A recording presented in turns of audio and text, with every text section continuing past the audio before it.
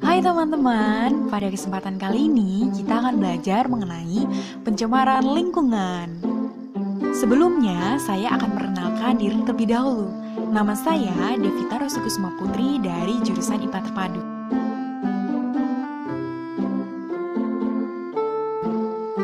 Berikut merupakan kompetensi untuk materi kali ini.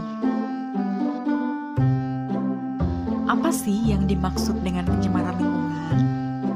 Pencemaran lingkungan merupakan segala sesuatu baik berupa bahan-bahan fisika maupun kimia yang dapat mengganggu keseimbangan ekosistem.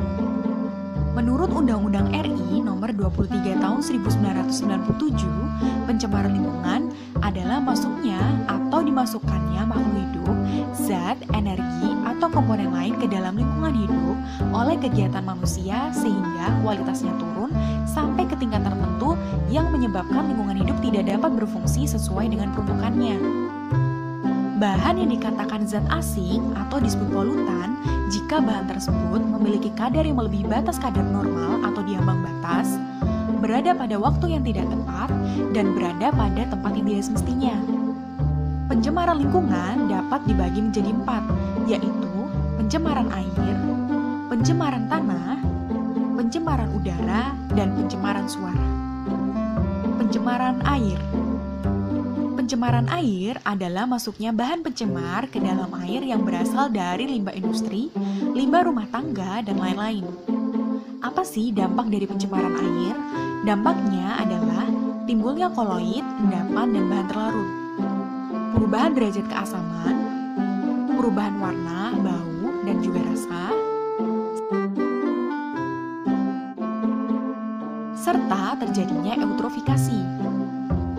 Pencemaran tanah. Bahan pencemar tanah dibedakan menjadi 2, yaitu biodegradable dan non-biodegradable. Sedih ya, ternyata banyak sekali sampah yang tidak diolah dengan baik sehingga tanah menjadi tercemar. Oh, ternyata ini loh komponen polutan tanah.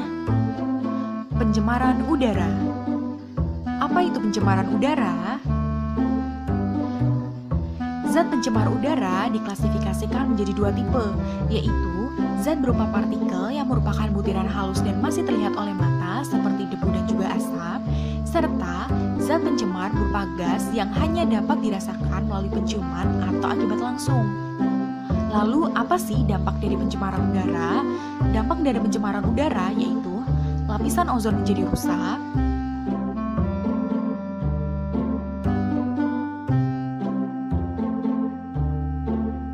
pemanasan global,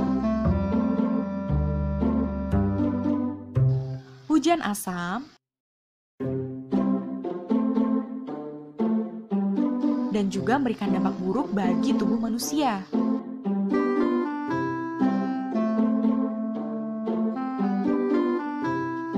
Pencemaran suara. Pencemaran suara atau yang biasa kita sebut dan kenal sebagai suara bising. Tinggi rendahnya suara diukur dengan satuan desibel.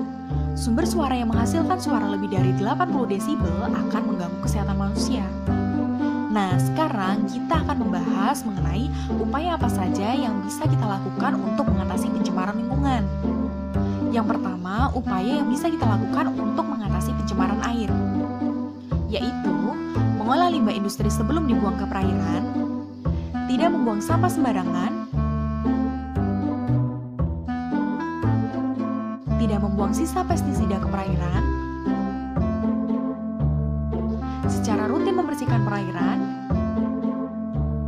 serta menggunakan sabun ataupun deterjen yang dapat terurai di lingkungan. Yang kedua, upaya untuk mengatasi pencemaran tanah. Membuang sampah sesuai dengan golongannya, apakah sampah itu termasuk sampah organik atau anorganik. Memanfaatkan sampah organik sebagai pupuk kompos. Menggunakan kembali sampah yang tidak terurai. Membuang sampah pada tempatnya. Mengurangi penggunaan pestisida buatan. Mengolah limbah industri sebelum dibuang ke lingkungan, serta melakukan penyuluhan kepada masyarakat mengenai pencemaran lingkungan.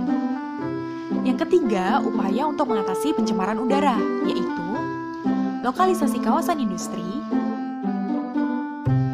tidak membakar sampah di pekarangan, mengurangi penggunaan produk atau barang yang mengandung CFC, pembuatan taman kota dan juga jalur hijau, mengurangi penggunaan bahan bakar fosil,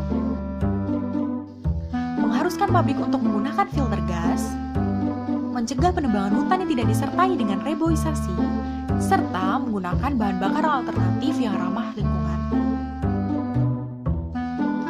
Yang terakhir, upaya untuk mengatasi polusi suara.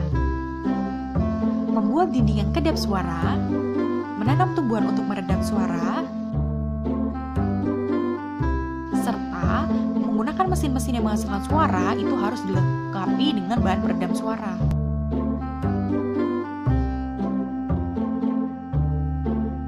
Jadi, pesan yang dapat dipetik setelah melihat video pembelajaran kali ini yaitu jangan tukar kelestarian lingkungan kita dengan kepentingan kita pribadi. Jika kita melestarikan alam, maka suatu saat nanti kita atau generasi penerus kita juga yang akan menikmati hasilnya. Terima kasih.